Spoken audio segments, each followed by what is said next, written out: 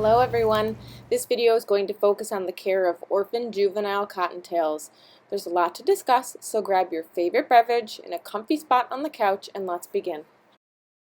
Today we're going to talk about basic cottontail natural history and behavior. It's just a rabbit, why rehab them? Frequent reasons for admission, important cottontail anatomy, and the protocols we use here at the SPCA. Eastern cottontails are from the order Lagomorpha, which includes other rabbits and hares. While they closely resemble rodents, there are some key differences which we'll discuss later. Since cottontails are prey items, they constantly are on the lookout for predators and they spook really easily. This knowledge helps us to understand how stressed rabbits are when they're here in the hospital. Adults and juveniles alike, their stress meter is almost at max level every waking minute, so we need to make accommodations to make them feel more comfortable. We can help reduce stress by reducing noise, limiting handling, addressing pain, creating a habitat that has lots of natural items like bark, grasses, branches, leaves, and ample places for them to hide. As we discussed in the Reducing Stress video, rabbits are the poster child for negative chemical and physical changes that occur when an animal is stressed. In a nutshell, a highly stressed animal will experience stress in all body systems, which can ultimately lead to death. Rabbits are breeding machines. Estimates believe that a mere 20 to 25% of rabbits will become successful adults, so they need to breed frequently to maintain a sustainable population. Cottontails can have 3 to 4 litters a year, comprising of 3 to 9 kits. Babies are hairless and their eyes and ears are closed. Kits are weaned and leave the nest anywhere between 3 to 4 weeks, at which point the female is already ready to breed again. Fun fact, unlike the cottontail, newborn hares are called leverets, and they're born totally furred and their ears and eyes are open. In fact, they're capable of being independent within mere hours of birth. How amazing is that? Cottontail nests are far from fancy and work amazingly well at concealing the babies and keeping them safe and warm. The nest is comprised of rabbit fur, dried grasses, sticks, and leaves, and it's usually a shallow depression or small hole in the ground. Female rabbits return to the nest to feed twice within a 24-hour period, once before dawn and once after dusk. By reducing the frequency of visits, she reveals the top secret location of those squishy little babies as little as possible to nearby predators. Babies will nurse as much as they can possibly squeeze into their little bowling ball bellies until mom returns again 10 to 12 hours later. So if rabbits are a dime a dozen, why do we spend the time and energy to rehabilitate them? First, a major reason is that more often than not, these animals are ending up in our care due to human conflict, which leads me to my next topic, frequent reasons of admission. Cat or dog discovery is the #1 reason that homeowners find a baby rabbit nest. By this point, the nest has likely already been raided by the cat or dog, and many, if not all, the babies are injured. Injured cottontail rabbits should be brought to the SPCA for treatment. Cat encounters usually end with fatalities, as their needle-like teeth quite literally inject nasty bacteria into the body, causing abscesses, sepsis, and internal bleeding. Even if we don't see a puncture, suspected cat attack rabbits should be admitted as patients. Fortunately, Mama Rabbit doesn't care a whole lot if we touch the babies, nor can she count, so she does not seem bothered if we handle or manipulate the nest in any way. If there are healthy or uninjured rabbits, we should highly encourage the finder to return them to the nest and keep the pet away by whatever means necessary until the nest is empty. Second reason for admission is when finders discover the nest because it was hit by a lawnmower or weed whacker. Similar to pet conflicts, any injured rabbit should be admitted for treatment. Oftentimes these injuries are horrific and will likely result in euthanasia. Any remaining healthy or uninjured rabbits should be returned to the nest, and the finder should avoid the area for a couple of weeks. The only exception is if it's a singleton rabbit. It usually relies on nestmates to stay warm, so if there's one single rabbit left in a nest, we could bring that guy here. Finally, a third reason for admission is the unwillingness of the finder to leave the rabbit nest in their yard for whatever reason. Some finders just stubbornly believe that they already have a rabbit overpopulation problem and they don't want any more in the neighborhood. Some finders will threaten harm on the babies if we do not admit them. These fights aren't worth arguing over, and at this point our primary concern is the health of the animals.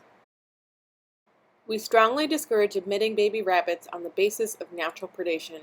For example, a caller may express grave concern because a fox has been frequenting her yard and may take the babies. This is a natural process. We do not want to interrupt what would be occurring naturally in the wild. Lastly, the finder may express concern that they have not seen mom around, so they must be orphaned. It's a rare and special occasion to see a female rabbit near the nest at all, so it's not uncommon to never see an adult. In these cases, the caller can place dental floss over the nest in a grid-like pattern. Check back to see if there's any disturbances in the grid 12 to 24 hours later. Alright, let's cover some basic rabbit anatomy and physiology. Rabbits are strictly herbivores, eating only grasses and plant material. There's not a whole lot of nutrients in a small serving size of this type of diet.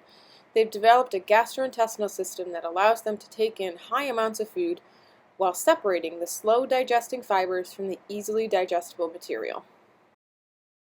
Because they're constantly chewing and eating and wearing their teeth down, rabbits have incisors that grow their entire lives. They're referred to as open-rooted teeth. This does create problems, however, if the teeth become misaligned at any point due to trauma or deformity. The misaligned tooth or teeth will continuously grow out and curl, or even grow up into the roof of the rabbit's mouth. Back to our super impressive gut. In rabbits, their cecum comprises of 40 to 60% of the GI tract. Unlike in humans, this outcropping of the intestine is full of good bacteria that helps to ferment and digest all that plant material that they eat. Rabbits excrete their ingested material in two phases, the soft feces phase and the hard feces phase. Their GI systems are highly specialized, and like clockwork, the soft feces phase produces a nutrient-rich material into softer, round feces like mush called cecotropes. The remaining rough fiber, undigestible materials are later passed as what we know as rabbit pellets, and it's the hard feces phase. In a healthy rabbit, you may never see the cecotropes as they are consumed immediately after they exit the body to start their round 2 of nutrition absorption. These cecotropes are packed full of nutrition and healthy bacteria and help the rabbit's GI system maintain balance. The GI system is a delicate balance of motility, gut flora, pH, and if anything tips this balance, it can be catastrophic. If the gut of a rabbit becomes unstable, they can quickly develop diarrhea, constipation, or bloat, which in Cottontails frequently leads to death. Some factors that can affect the gut of a rabbit are improper diet, stress, external and internal temperatures, pain, injury, and medications. As you can see, a single patient may experience all of these factors in a single day, which it's important that our husbandry and medical techniques are nothing but perfection when dealing with rabbits. Sometimes a number of these external factors have already occurred before we receive the patient. Knowing the irreversible impacts that they have on the rabbit's chances of survival, the most humane thing we can do is send them to heaven. The common example illustrates the many circumstances that are beyond our control, and we should put the animal's well-being first.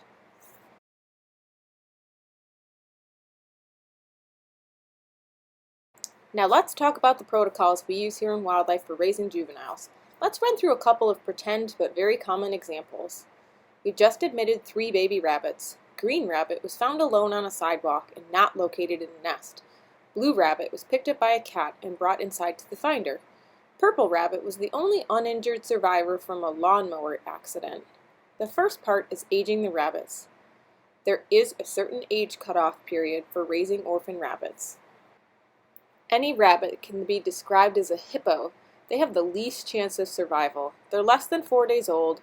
These rabbits have undeveloped gut flora, a very weak immune system, and have a tough time thermoregulating. They'll not be able to stay warm. They fall victims to disease and won't absorb enough nutrition quickly enough to grow big, robust, and strong. Green rabbit is what we would describe as a hippo. The tough choice should be made to send these rabbits of this age to heaven. Both blue and purple rabbits are about 7 to 8 days old. Many of the rabbits we receive will have traumatic injuries, especially if they're from cat attacks. Though he's a viable age to rehabilitate, Blue Rabbit has sustained significant wounds and likely has many punctures that we are not able to see under his fluffy fur. To save Blue Rabbit from further suffering, we should opt for euthanasia. Purple Rabbit is old enough to rehabilitate and doesn't seem to have any injuries. Ideally, we would pair him up with the rabbits of his size so he's not raised alone. We'll continue our training working with Purple Rabbit as our example. So what do we feed our rabbits? We use Fox Valley products for our bunnies. Here's where you become a bunny bartender. Initially, we begin a rabbit on 25% formula, 75% electrolytes. This diluted mix will aid in restoring hydration while still offering a small amount of calories. Feeding number 2 is 50%, 50%. Feeding number 3 is 75%, 25% electrolytes. And by feeding number 4, the animal is on 100% formula. By gradually increasing in 25% increments, we hope to avoid any major digestive upset, as transitioning from mom's milk to a man-made formula has many differences, including protein sources, pH, calories, total solids, and all the other changes that might be occurring in the rabbit's environment. Much like in the wild, Purple Rabbit would be fed twice daily, once in the morning and once at night. Our feeding schedule in the hospital is usually 9 a.m. and 7 p.m. All rabbits are fed 10 to 12% of their body weight in amount of mixed formula, measuring in at 102 to 104 degrees. Let's pretend for a moment that Purple Rabbit had missed a feeding or two and presented with dehydration at admission. He could be fed 3 times a day for 1 to 2 days to boost recovery, and then reduced to feeding twice daily on day 3. The feeding schedule can be custom fit to the needs of the animal once dehydration and body condition are assessed. This decision will be made by the seasoned volunteer or staff member on your shift. Babies need to be stimulated to urinate and defecate before every feeding session. Baby mammals are groomed and licked by their mothers to stimulate the GI system and appetite, and indicates to the baby that it's time to nurse. With the baby rabbit in one hand and a warm, damp cotton ball in the other, you gently take the cotton ball and vigorously but gently rub on the genitalia. This stimulates the licking sensation that mom would do, and the rabbit should begin to urinate. This action does not need to continue once the rabbit's eyes are open and there is urine consistently present in the cage. Rabbits can be tube-fed if you're trained and comfortable with the procedure, or nipple-fed if time allows. I won't get into tube feeding in this video. That's a technique that's best learned with an experienced person and a real animal. Age depending, juvenile rabbits are housed in small plastic containers or cages with blankets and wooden hides to hide in. They should always be offered fresh green grasses even before they're weaned. We should be cautious that whatever enclosure we choose, the rabbit cannot fit its head through the bars. Young babies will also need supplemental heat. The twice-a-day feedings will continue until the rabbit begins to exhibit more lively, self-sufficient behaviors, usually occurring about 2–2.5 weeks of age. Their ears will be perkier, they'll be harder to handle, and they'll begin to eat more grasses. Their eyes will be less almond in shape, and their ears will point up. Release weights can vary between 90 to 150 grams, so there's no good weight indicator to whether Purple Rabbit is ready to be weaned or released. Weaning is considered when they're consuming most of the grasses that are provided within a day's time. Feedings should be reduced to once only in the morning. Purple Rabbit will still be weighed every day to make sure that between the single formula feeding and fresh grasses that he's still growing and gaining. Release usually occurs within 4 to 7 days after weaning begins.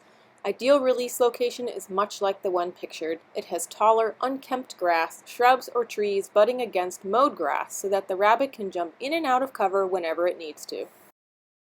So to review in a nutshell, rabbits have sensitive bellies, they're fed 2 to 3 times a day, eat 10 to 12% of their body weight per feeding, should be offered fresh green grasses at all times. They're weaned and released as early as 3.5 to 4 weeks, and unfortunately have a very high fatality rate.